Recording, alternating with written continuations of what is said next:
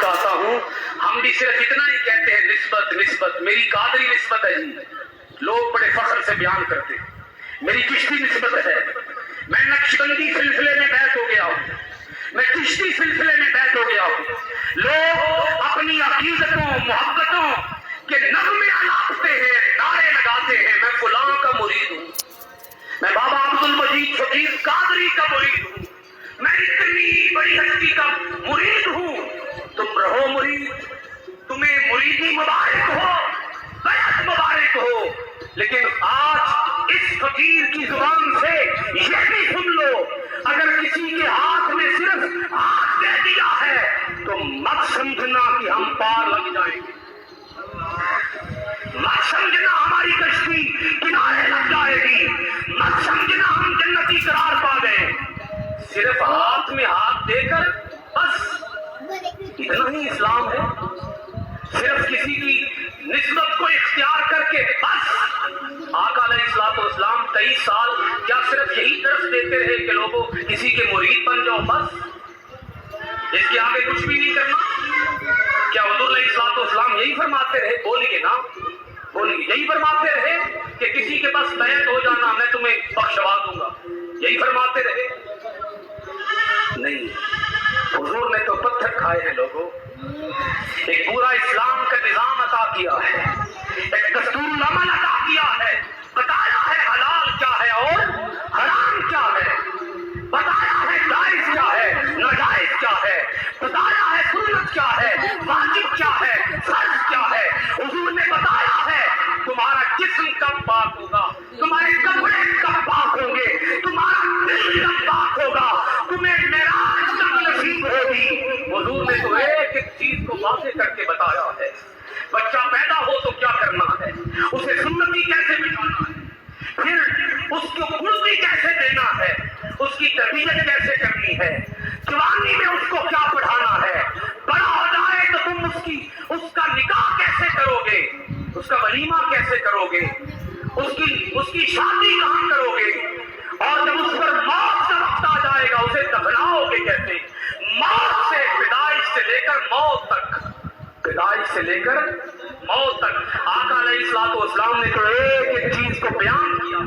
ہم کہتے ہیں بس نسبت ہی کافی ہے بھائی، بس نسبت ہی کافی، سکیاں نعرے نال کم، بولو کم نہیں بننا، رب کعبہ کی عزت کی قسم نہیں بنانا، میں قرآن سامنے رکھ کر بات دلیل سے کر رہا، مت کہنا کسی نے بتایا نہیں تھا، حق بات پہ کٹتی ہے تو کٹ جائے زبان میری، اظہار تو کر جائے گا تو ٹکٹے گا لہو میرا، حق بات کہوں گا سردار کہوں گا، میں حضرت منصور کا سجادہ نشین، سن لو آج کام دونوں کھولو اور سن لو نجات کس کو ملے گی، اللہ پاک نے فرمایا فَأَنْجَيْنَاهُ، ہم نے نجات دی نوح کو، ہم نے نجات دی نوح کو، وَالَّذِينَ مَعَهُ فِي الْفُلْكِ، اور وہ لوگ جو کشتی میں نوح کے ساتھ تھے، جو کشتی میں نوح کے ساتھ تھے انہیں نجات دی۔ آگے سنو رب نے کن کو غرق کر دیا یہ بھی سن لو، وَأَغْرَقْنَا الَّذِينَ كَذَّبُوا بِآيَاتِنَا، میں نے کہا تھا آپ کا امتحان ہے، میں نے کہا تھا آپ کے ذوق کا امتحان ہے، اقبال کا کلام سن کر جھومنے والوں یہ رب کا کلام ہے، وَأَغْرَقْنَا الَّذِينَ كَذَّبُوا بِآيَاتِنَا، اور ہم نے انہیں غرق کر دیا جنہوں نے ہماری آیتوں کو جھٹلا دی۔ آج تک آپ کے کانوں نے شاید یہ بات نہ سنی ہو، آپ نے ایک بات سنی ہوئی ہے کہ نوح علیہ السلام کا ایک بیٹا تھا جو کافر تھا، وہ غرق ہو گیا، یہ بات آپ نے سنی ہوگی، لیکن آج یہ بھی سن لیں نوح علیہ السلام کا ایک بیٹا نہیں تھا جو کافر تھا، نوح کی بیوی کافر تھی، سن رہے ہیں بھائی،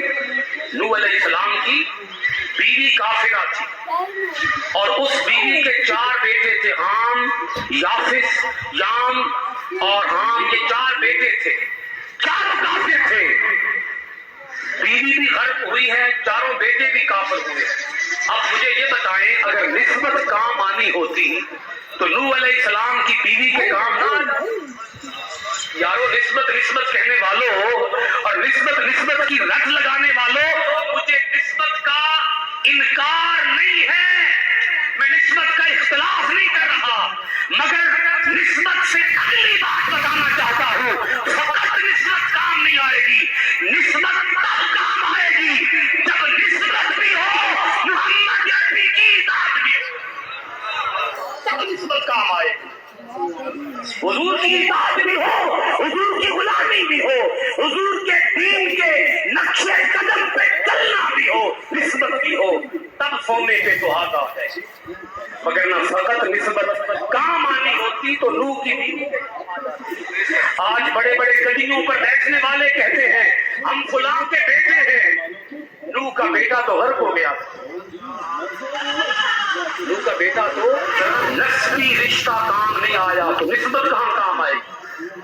اگر اطاعت نہیں کرنی، اگر دین کی تابع فرمانی نہیں کرنی، اگر اللہ کے قوانین کی تابع فرمانی نہیں کرنی، ایک شخص سود کھاتا رہے، رشوت لیتا رہے، رشتہ داروں کے ساتھ تعلقات توڑ کے رکھے، یہ بات بھی واضح کرنا چاہتا ہوں، آقا علیہ الصلوۃ والسلام کی حدیث پاک ہے لا يدخل الجنۃ قاطع، اگر مجھے کہو تو میں بخاری شریف سے حدیث دکھانے کا ذمہ دار ہوں، پوری ذمہ داری کے ساتھ اس مسند پر بیٹھ کر بات کر رہا ہوں، حضور کی حدیث سنا رہا ہوں، لا يدخل الجنۃ قاطع، قطع تعلقی کرنے والا جنت میں داخل نہیں ہوگا، قطع تعلقی کرنے والا جنت میں داخل۔ میں جہاں اپنے ذوق کے جملے پیش کر رہا ہوں، کوئی مت سمجھے کہ میں کسی پر تنقید کر رہا ہوں، میرا کام تنقید کرنا نہیں ہے، میرا کام تحقیق پیش کرنا ہے، میں اپنے تحقیق پر جملے عرض کر رہا ہوں، کوئی پڑھتا رہے نمازیں، دوستوں کیا کہہ رہا ہوں، کوئی پڑھتا رہے نمازیں، کوئی کرتا رہے حج، کوئی کرتا رہے چلے، کوئی کرتا رہے تسبیح پہ تسبیح، کوئی پڑھتا رہے نمازیں تہجد، لاکھ عبادتیں کر لے، اگر رشتہ داروں سے بنا کے نہیں رکھے گا، سن لو یار، حضور کا فرمان ہے، میں اپنی بات تھوڑی ہی کر رہا ہوں، میں بات کسی شاعر کی نہیں کر رہا، میں بات آقا کی حدیث کی کر رہا ہوں اور پوری ذمہ داری کے ساتھ کر رہا ہوں، قطع تعلقی کرنے والا جنت میں داخل نہیں ہوگا، پڑھتا رہے نمازیں، رکھتا رہے روزے، دیتا رہے زکات، کاٹتا رہے چلے، اگر رشتہ داروں سے بنا کر نہ رکھے گا تو رب فرمائے گا میں نے تیری نماز کو کیا کرنا ہے، میرا اگر میری مخلوق سے تعلق نہیں ہے تو تیرا خالق سے بھی کوئی تعلق۔ رب نے ڈبو دیا، غرق کر دیا نوح کی بیوی کو، رب نے ڈبو دیا نوح کے بیٹوں کو، اور یہ مثال قائم کر دی کہ میرا نوح جو تیرے راستے پہ چلے گے انہیں سیلاب کچھ نہیں کرے گا، مگر جو تیرے راستے پہ ہٹ جائے، بھلا تیری بیوی ہی کیوں نہ ہو، بھلا تیرے سگے بیٹے ہی کیوں نہ ہو، پانی میں غرق ہوں گے۔ بولو یار، پانی میں غرق ہوں گے۔ یہ ذکر ہو گیا حضرت نوح علیہ السلام کا۔